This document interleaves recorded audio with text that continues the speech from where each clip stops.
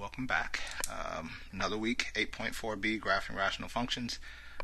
It's going to sound like I'm kind of not taking responsibility for what happened last week, but I am. Just pay attention to what I'm about to say. Last lesson I made a high number of mistakes, in quotes, but I want you to keep something in mind. Each of my mistakes was actually caught before they became official, so officially they were not really mistakes. I was personally just using the rules that I know to be true to anticipate the graph's behaviors, and when things didn't match what I knew it should be, it forced me to investigate further, which then helped me figure out what I did wrong. Unfortunately, you were trying to learn at the same time, and so it did not look good. For example, no matter how many vertical asymptotes, one thing will be true with two graphs based off of the two graphs that we've learned. So if you have a graph that has a vertical asymptote and a horizontal asymptote, because all these do, typically it's going to be either this, or let's say it's just one, this. Or if it's negative, it'll flip it over or do something like that. If there are two asymptotes, doesn't matter. Again, if there's two of them, it's either going to be this and this, or this and this, so I'll scribble that out. But the difference is, in the middle, it's either going to do something along this line,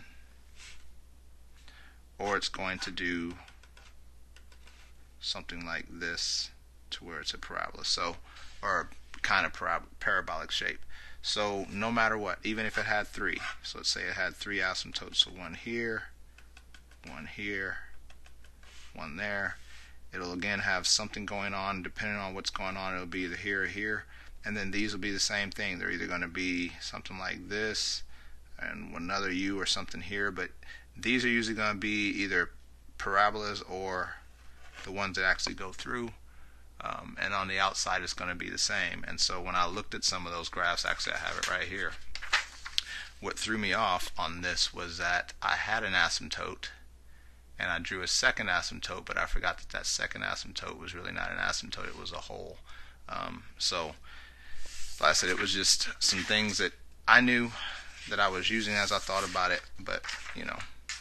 So another rule is that anytime we can cancel factors, which is the one I just showed you, it means that there is going to be a hole most of the time. Again, you need to make sure you pay attention, but anytime you can actually cross out two factors in those other two graphs, it typically means that there's going to be a hole in that graph. So that is the biggest mistake that I made on the final problem. And then of course the issue that I had the most problems with is programming the calculator and being sure not to type something in wrong. This is an issue because that actually was like the first lesson I actually had to think a little bit and do a little bit of work. So I guess welcome to math class, Mr. Bradley. Anyways, on to the third and final rational family, functions in which the degree is higher in the numerator. Number one, there is no horizontal asymptote like the other ones where you have a line going across, but there is what we call an oblique asymptote. The oblique asymptote is the equation of a line formed by performing division without keeping the remainder. Now hopefully for most of you it is synthetic division, because I don't think all of you know your long division, but this is a good time for you to kind of practice that. And then once you get that, we'll plug in some values to get an idea, and then sketch based off of the asymptote. So the process is mostly the same. The rules just have to become instinct. So again, if the numerator's degree is lower than the denominator's degree, it will be a graph that looks something like this, or some variation of that.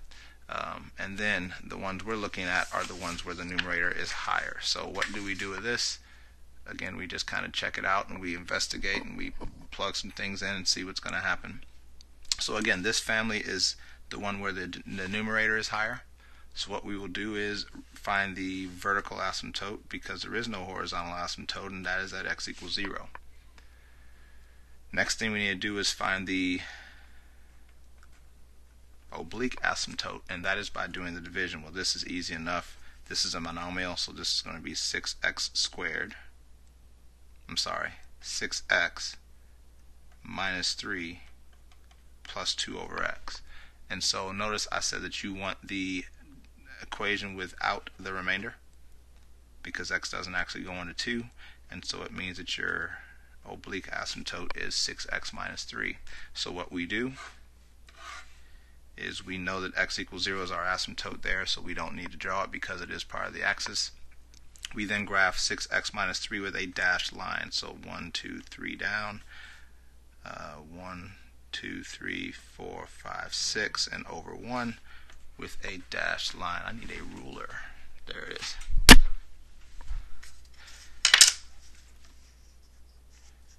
So what we just found is the second asymptote. And so what we have here is a line here that will not be touched and a line here that will not be touched. I don't even think we're going to really be able to graph this the way I want to, but we'll see what happens. All I know is we need to now figure out some points, and I guess we can check 1 and probably -1, because that seems to be to the right side of this and to the left side of that. So let's see what happens at 1 and -1. When you check 1, and I think I'm better off not using a calculator. When I check 1, I get 6 minus 3 plus 2 over 1, which is 3 plus 2 or 5 over 1 or 5. So 1 goes to 1, 2, 3, 4, 5, which is right here. When I plug in -1, -1 turns into a 1, which makes 6. -1 with that makes plus 3.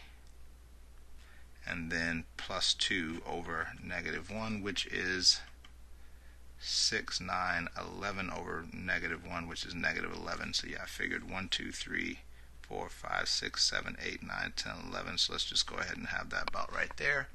And so what happens here is that now that we know where that point is, and we know this is an asymptote, and we know that's an asymptote, we get a graph that does this, approaches that line, and just to prove it, let's see if I can type it in the right way. That seems to be the hardest part for me. 6x squared, but I think I'm getting faster, minus 3x plus 2 closed divided by x graph. Zoom standard, of course. Actually, I think I have to zoom out. Yep.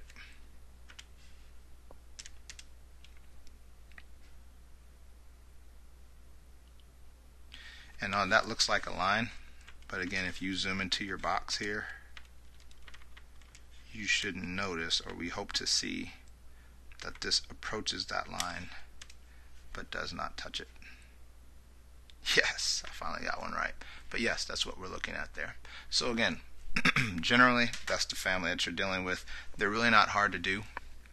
But again, what I did not want to do is teach you the rules on the other two types and then throw this in there to just throw everything that you had going in your brain off even more.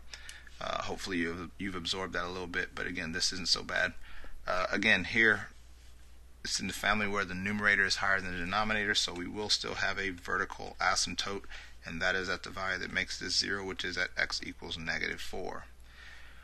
We then need to figure out what the division is. Well, it just seems to happen. It seems to be the case to me that numbers that multiply to be 20 and add to be 8. Yeah, you can't do it that way, so we need to do division. So I'm going to do synthetic division, which is, because again I'm looking for my oblique asymptote, so I'm going to put a -4 in the box with 1, 8, and 20.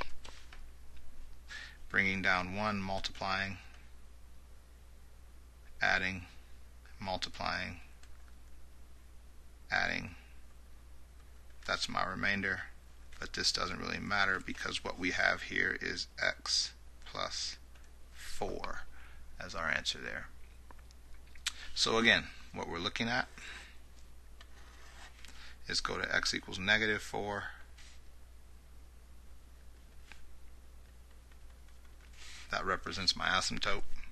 My oblique asymptote is x plus 4, so go up 4. Remember how you graph a line, go up 4, the slope is 1, so up 1 over 1, and then draw that line. And again, because this is an asymptote, it should not be a solid line, it is just a line of that guides us with our picture.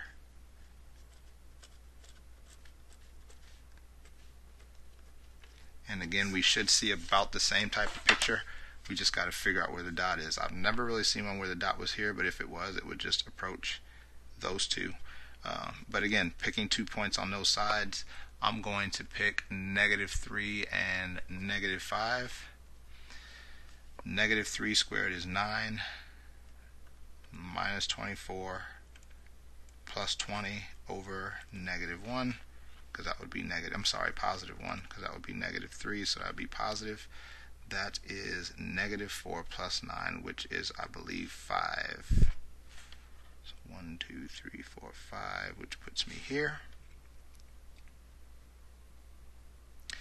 Then I'm going to check negative 5. So negative 5 becomes positive 25. I'm sorry, you can't see that.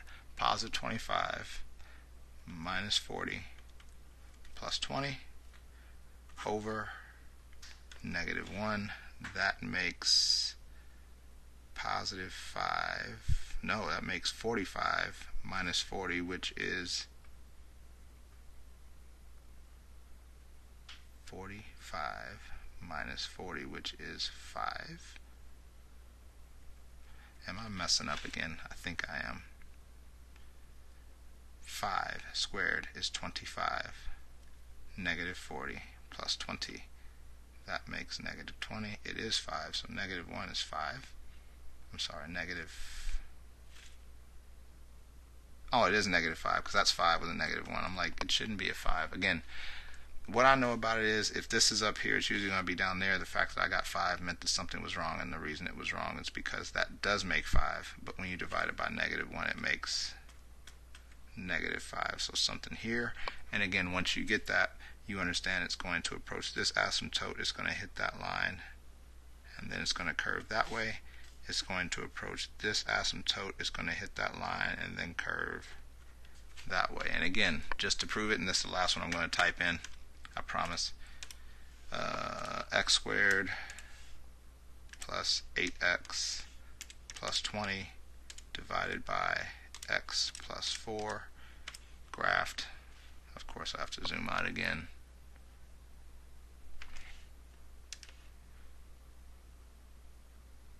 And there we go.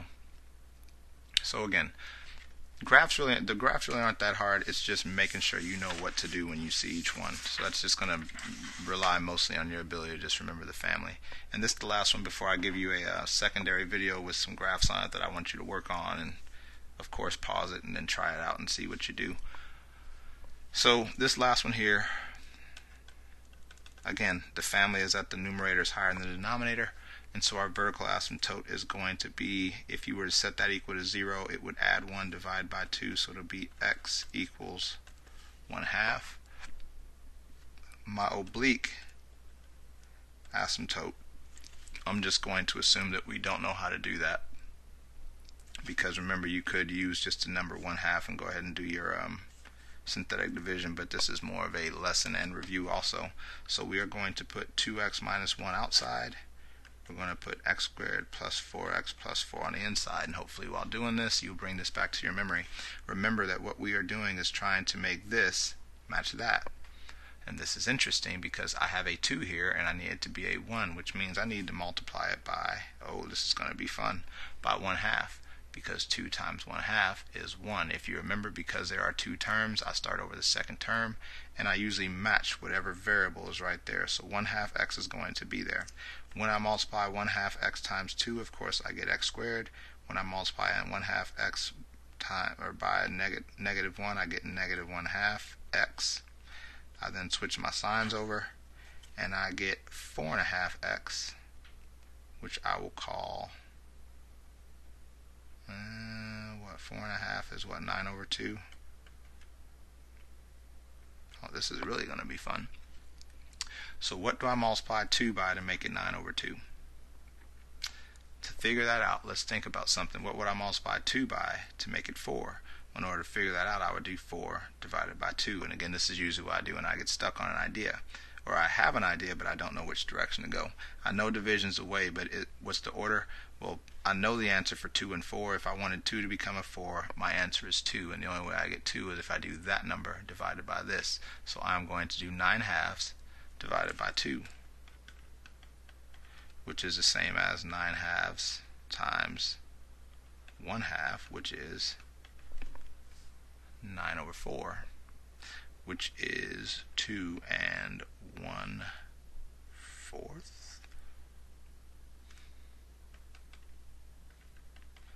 And now remember that this is the oblique asymptote, which means I don't care about the remainder, but 2 1/4 is what I'm going to end up with, so it's 1/2 x plus 2.25. I'll use that because that is my understanding of 1/4.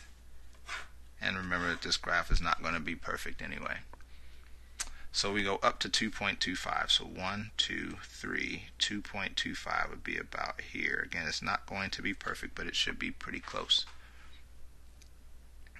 Actually, I forgot to go to my 1/2 first, so go to 1/2, which is here. And your asymptote should be in between 1 and 0. So graphing this line, 2.25 is there, go up 1 and over 2. So up 1, which would put me here, over 2, which would put me there. And here is the rest of my asymptotes here.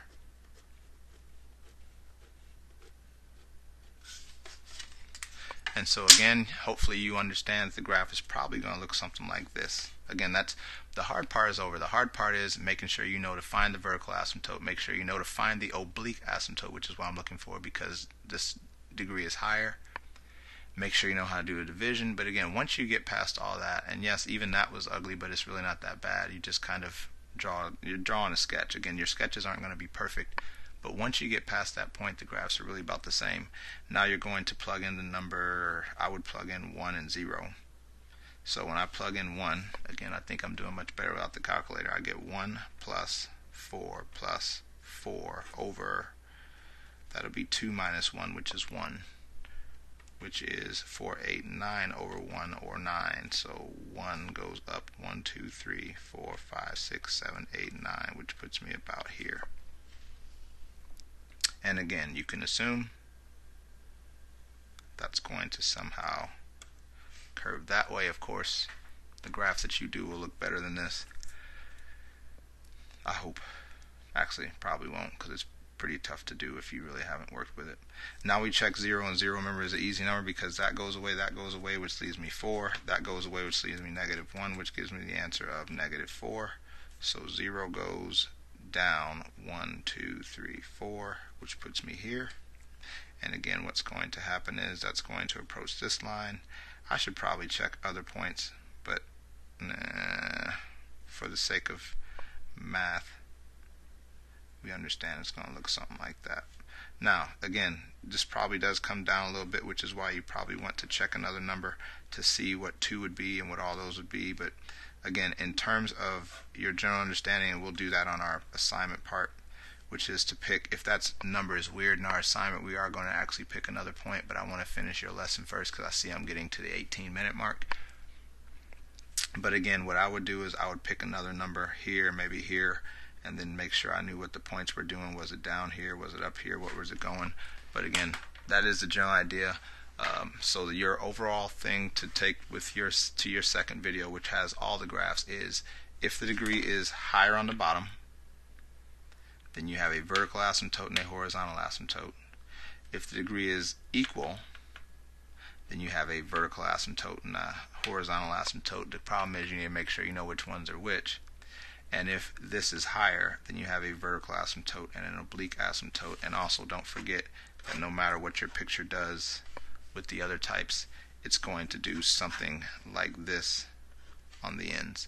I don't know what it does in the middle, but I know it does that part on the end. So again, I'd say take a break, let this absorb into your head a little bit, and then go over to your second video, because I'll probably give you, I'm thinking right now, I haven't made it up, but I'll probably give you about 6 or 7 graphs for us to kind of work on and check out, mixing in everything and testing our instincts. So thanks for watching, good luck, and enjoy the rest of your day.